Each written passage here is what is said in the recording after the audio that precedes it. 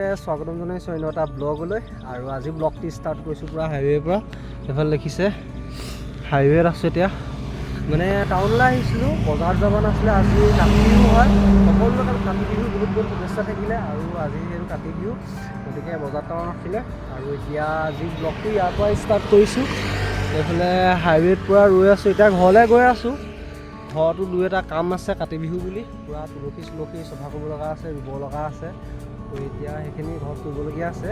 এতিয়া বৰ্তমান বজাৰ চজাৰ কৰি হৈ গ'ল, এতিয়া ঘৰলৈ গৈ আছোঁ। ঘৰত গৈ বাকীখিনি দেখুৱাইছোঁ। বৰ্তমান আহি পালোহি ঘৰ আহি পালোহি, কিন্তু মাজত এটা প্ৰব্লেম হৈ গ'ল।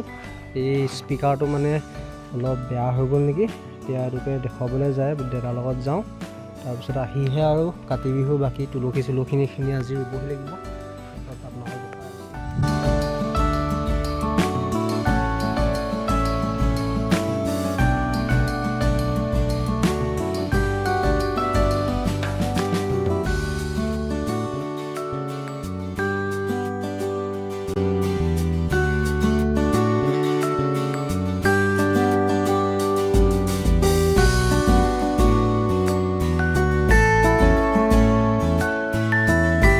বৰ্তমান আহি পালোহি ভাল খোৱা দোকানখন।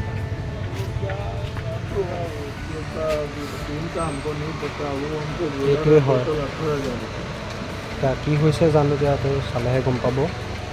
বেলেগ বেলেগ প্ৰডাক্ট আছে। তো এতিয়া এইটো বৰ্তমান দেখুৱাওঁ, তাৰপিছত ঘৰলৈ যাম, তাৰপিছতহে আৰু লগত তুলসী ৰোৱা দেখুৱাব পাৰিম। তো গাইজ বৰ্তমান আহিলোঁ পূৰা টেঙা। এতিয়া সময় হৈছে আজি টেঙা খোৱাৰ। এতিয়া ডাঙৰ এডাল আনো, তাৰপিছতে আৰু পূৰা টেঙা পৰিব লাগিব এতিয়া। তো গাইজ বৰ্তমান আহি গৈছে টেঙা ফালে, অলপ টেঙাৰ পূৰা টেঙা আহি গৈছে, নাজানো। এতিয়া প্ৰথম টেঙা খাই লওঁ, তাৰপিছত টেঙা খোৱাৰ পাছতহে আকৌ তুলসী ৰোৱা হ'ব চাগে। তো গাইজ বৰ্তমান হৈ গৈছে টেঙা চক, যি পূৰা টেঙা হৈ গৈছে এইফালেখিনি বাকলিখিনি। এতিয়া পূৰা টেঙা চেঙা খাই লওঁ, টেঙা চেঙা খাই আৰু তাৰপিছত যাব লাগিব। এয়া কাতি বিহু মানে এইটো বস্তু পূৰা মেইন হয়, কি কয়। তাৰপিছত যাম, বাকী আৰু কাম আছে কাতি বিহু। তাৰপিছত সন্ধিয়া সময়তে বৰ বিশেষকৈ হ'ব, কিন্তু গাইজ বৰ্তমান এইফালে টেঙা আহি গৈছে। তো গাইজ বৰ্তমান ফাইনেলি আহিলোঁ তুলসীজোপা ৰুবলৈ। ভাবিছোঁ এতিয়া এই ঠাইডোখৰতে তুলসীজোপা ধুনীয়াকৈ চফা তফা কৰি এখন কোৰখনত ৰখাই লওঁ। এইডোখৰতে ভাবিছোঁ ধুনীয়াকৈ এখন চফা তফা কৰোঁ। এইডোখৰত মানে এই ফুলখিনি অলপ আঁতৰাই দিব লাগিব, কাৰণ মানে সেই তুলসীজোপা এইডোখৰতে আছে। তুলসীজোপা এইডোখৰৰ পৰা মানে ইয়ালৈ নিব লাগিব, কাৰণ এইটো হৈছে গৰু মানে অহা যোৱা বাট হয় ন। তো সেইটো কাৰণে ইয়াত থ'লে অসুবিধা হ'ব, গতিকে এইডোখৰতে এতিয়া চফা তফা কৰি ধুনীয়াকৈ এইডোখৰতে ৰুওঁ।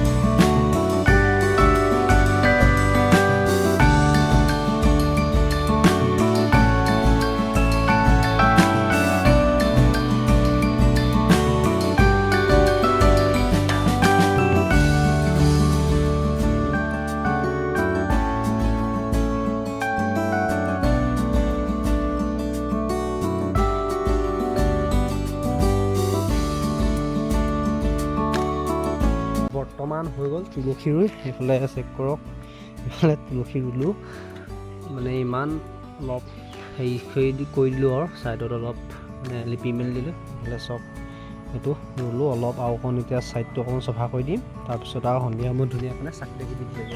এতিয়া আহিলোঁ পথাৰলৈ, মানে এতিয়া মঠাইটোত আছোঁ, সেই পথাৰলৈ যাম। পূৰা ধান চাবলৈ আহিলোঁ, মানে তুলসী চুলসী ৰুই হৈ গ'ল, আপোনালোকেতো দেখিলে।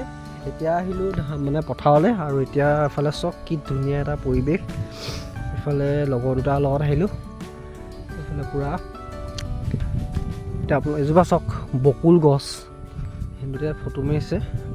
মানে বকুল গছজোপা বহুত ধুনীয়া লাগে, আৰু তাৰ তলৰ পৰা আপোনাৰ পথাৰখনৰ ভিউটো এবাৰ দেখুৱাই দিছোঁ। এতিয়া পৰা চাওক এইখিনি মানে পানী বোকা হৈ আছে, পথাৰৰ ভিতৰলৈকে যাম, তাৰপিছত পথাৰৰ ভিতৰখন দেখুৱাম যে ধানবোৰ কেনেকুৱা হৈছে। আৰু ইফালে সেইখন হৈছে শ্ৰী শ্ৰী নিত্যানন্দ দেৱৰ থানখন। আৰু এতিয়া পথাৰলৈ যাম, বৰ্তমান আমি এইডোখৰ ৰৈ আছোঁ বাৰু। তাৰপিছত পথাৰলৈ গৈ ভালকৈ আপোনালোকৰ পথাৰখন দেখুৱাম, ধান চানবোৰ মানে কেনেকুৱা হৈছে। কাতি বিহুৰ দিনাখন যিহেতু আহিব লাগে, গতিকে আজি আহিছোঁ। তাৰপিছত পথাৰ চথাৰবোৰ ভালদৰে দেখুৱাব লাগিব। এতিয়া বৰ্তমান গৈ আছোঁ পথাৰখনৰ ভিতৰলৈ, তালৈ যাওঁতে ধানবোৰ ভালদৰে চাওঁগৈ, পিছনে নে কি হৈছে।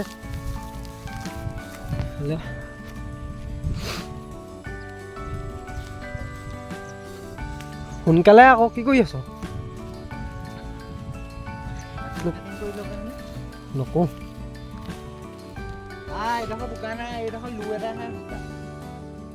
এইডোখৰ জাপ মাৰি দিবি।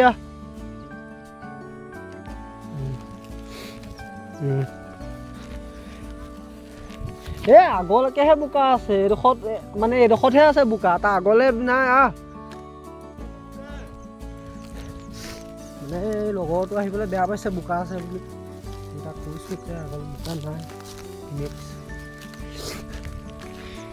এইখিনি হেৰি চেৰি নকৰিলে, খেতি নকৰিলে এইবুলি খালীকৈ পৰি থাকিলে। এইখিনি চক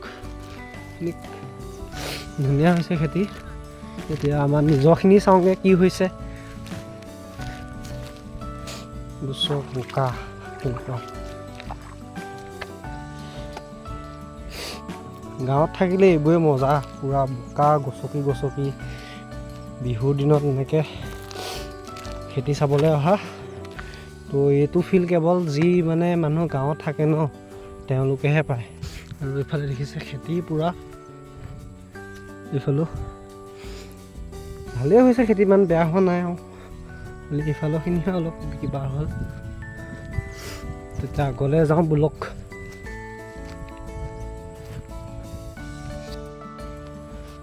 এইখিনি ধান চাওক কি ধুনীয়া হৈছে। এইফালে কোনোবাই এতিয়া দিনতে চাকি জ্বলাই থৈ গ'লহি। চাওক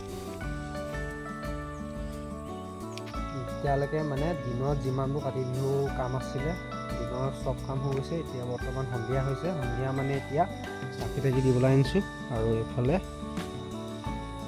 তুলসী তলত পূৰা চাকি দি আছে মায়ে, সেৱা এটা কৰোঁ, তাৰপিছত পদূলিত দিব লাগিব। বৰ্তমান এইফালে এতিয়া তুলসী তলত চাকি দিয়া হৈ গৈছে, আৰু ইফালে পদূলি মুখতো দিয়া হৈ গৈছে।